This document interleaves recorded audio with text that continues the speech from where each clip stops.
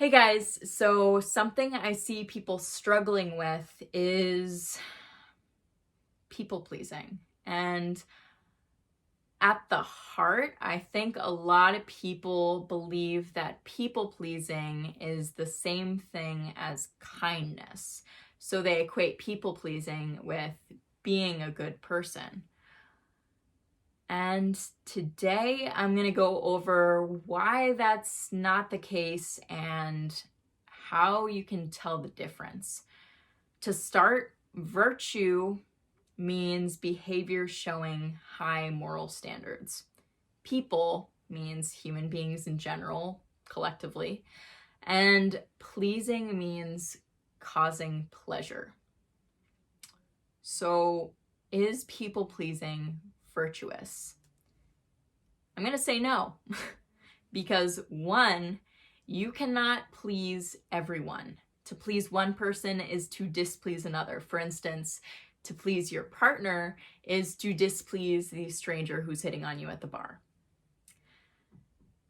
Two, pleasure does not equal health or happiness. Actually, pleasure seeking is usually quite detrimental to health and happiness.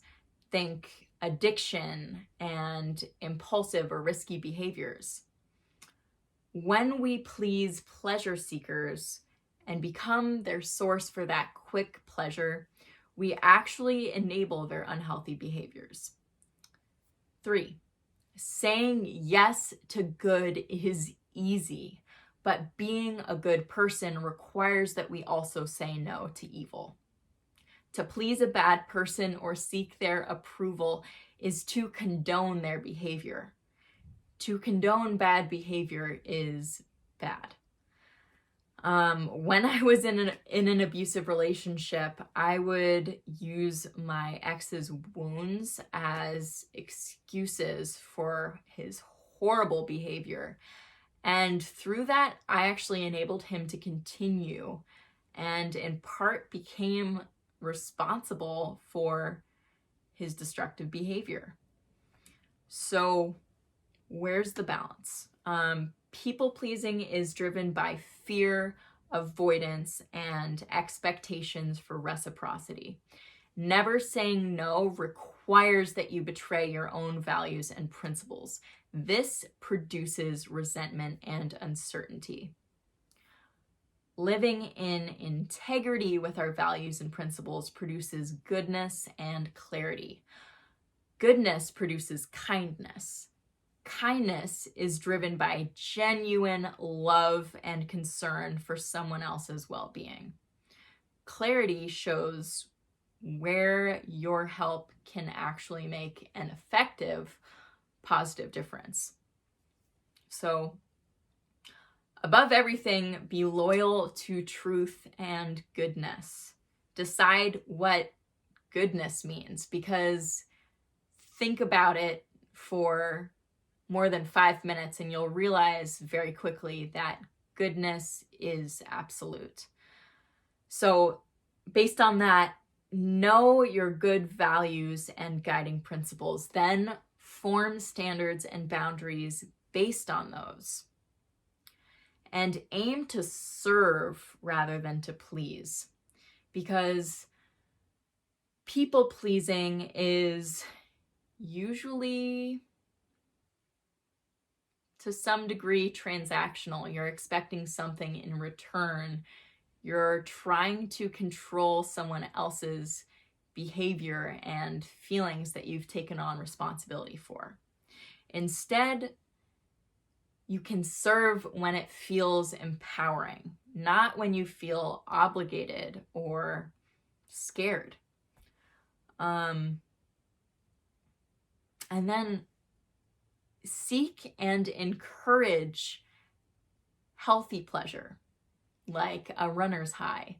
So when you are noticing that you're eating a lot of ice cream or smoking cigarettes or drinking too much, or your friend is doing that, invite that person along to go for a run and get some healthy food and experience healthy pleasure, which can replace that unhealthy pleasure-seeking behavior. A good visualization my dad shared with me the other day that I think will help paint a clear picture that'll help you understand this balance is this. You come across a dog in the woods and go to greet it, but it snarls and lunges at you. You quickly realize the dog's foot is trapped, and that's the reason he's being so mean and aggressive. You care and obviously have compassion for the dog, but allowing it to hurt you or others will not help anybody. The same goes for humans. We're all in our own traps. There's always a reason behind bad behavior. Knowing this, we should choose compassion and forgiveness always, but that should never be an excuse for putting ourselves in a position where we get bit.